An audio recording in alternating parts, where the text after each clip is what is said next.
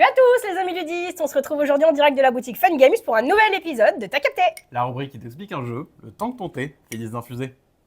Aujourd'hui, on vous parle de Tacta, un jeu de Jason Tremblay édité chez OP Games, un jeu pour 2 joueurs et plus à partir de 7 ans et des parties d'environ 20 minutes.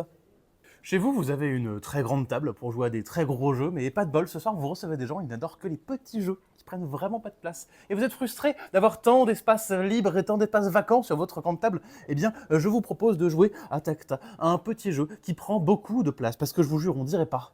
Mais là, vraiment, ça ne fait que commencer. Dans Tacta, chaque joueur va recevoir un paquet de cartes à sa couleur. Mon objectif va être de placer mes cartes dans la zone de jeu, afin de laisser au plus possible les petits points sur mes cartes visibles à la fin de la partie. Au début de la partie, vous allez placer la carte de départ au centre de la table, et à chaque tour de jeu, j'ai le choix de poser soit la carte du devant de mon paquet, ou la carte du derrière de mon paquet.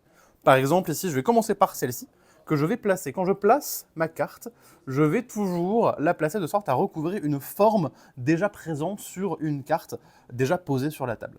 Là, en l'occurrence, sur la carte de départ, toutes les formes sont présentes, donc admettons, je vais juste venir connecter ici avec un petit triangle sur le triangle ici de la carte centrale. Je vais me mettre, hop, juste ici.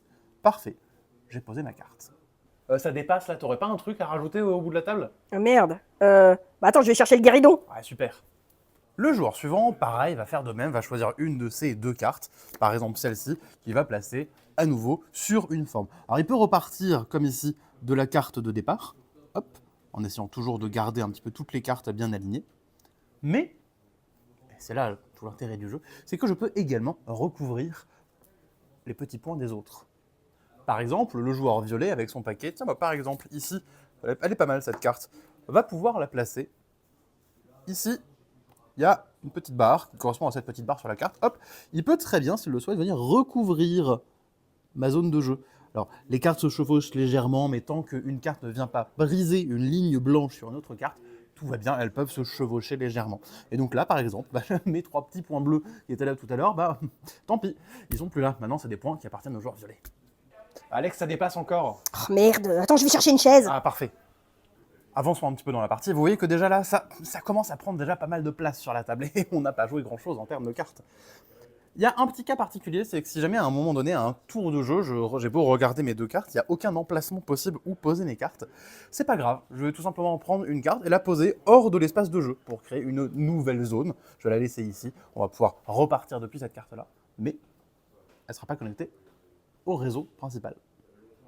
Et donc vous allez poursuivre la partie comme ceci, jusqu'à temps que tous les joueurs aient posé la dernière carte de leur paquet. Ici, c'est ma dernière, hop, que je vais placer juste ici.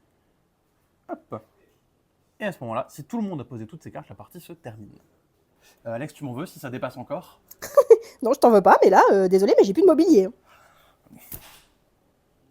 Et une fois que vous êtes arrivé au bout de cette partie, levez-vous parce que franchement, alors là on n'a pas toutes les cartes, mais ça prend vraiment de la place, et vous allez devoir compter chacun tous vos petits points qui sont encore visibles sur vos cartes. Hop, et ce sera votre score final. Tout simplement, celui qui a encore le plus de petits points visibles à la fin de la partie sera désigné donc grand vainqueur de Tacta.